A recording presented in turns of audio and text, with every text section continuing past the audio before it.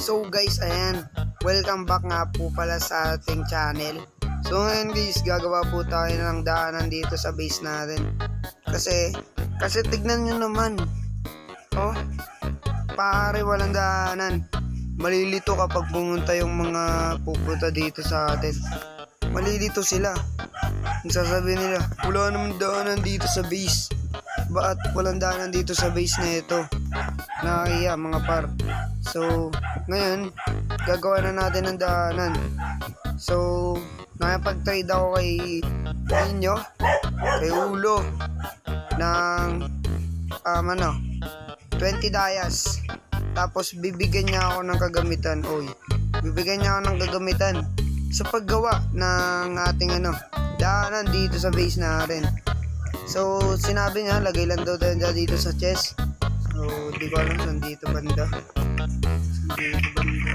Dito ba? Ito. Ayan guys, so ginawa niya na rin ako ng diamond shovel. Maraming salamat sa iyo, Ulo. So, mamaya magkikita kami tapos babayaran ko siya. Ayan. Gagawin ko yan guys. So ayan guys. Sabi dyan. Ayaw mo tumabi. Ayan. So ayan pare, gagawa na tayo. Let's go! Let's go! So ayan guys, simulan na po natin.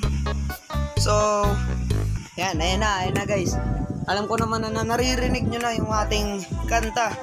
So tara na, let's go guys. Simulan na natin ang pagbuo nitong ating daanan sa base. So, nakapatupig-tupig pa. Let's go!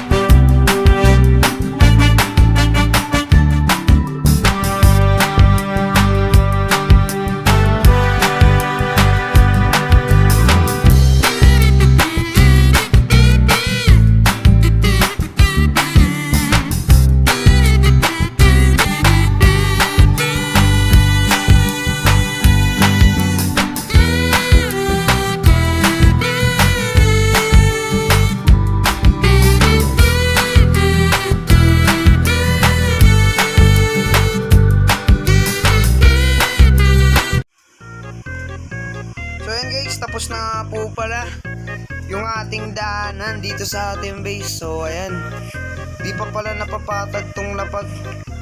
Susunod ko na lang siya patagin kasi naiwan ko yung yung diamond hoe doon sa cave. Kasi kumuha ako ng stone, ng smooth stone din to. Yan. smooth stone na tatawag dito eh. Basta yun, tapos naiwan ko din yung pickaxe ko dun habang nagmamine, habang nagluluto.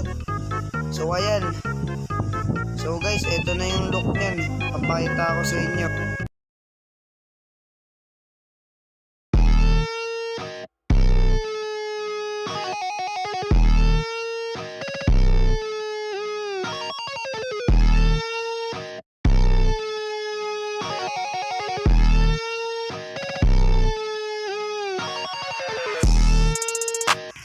So guys, kung gusto nyo pa ng mga ganitong builds, comment lang kayo dyan sa comment section para malaman ko kung ano pa yung susunod nating i-build.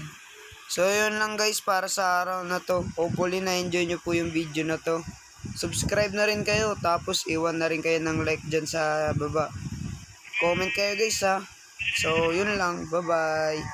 Thanks for watching.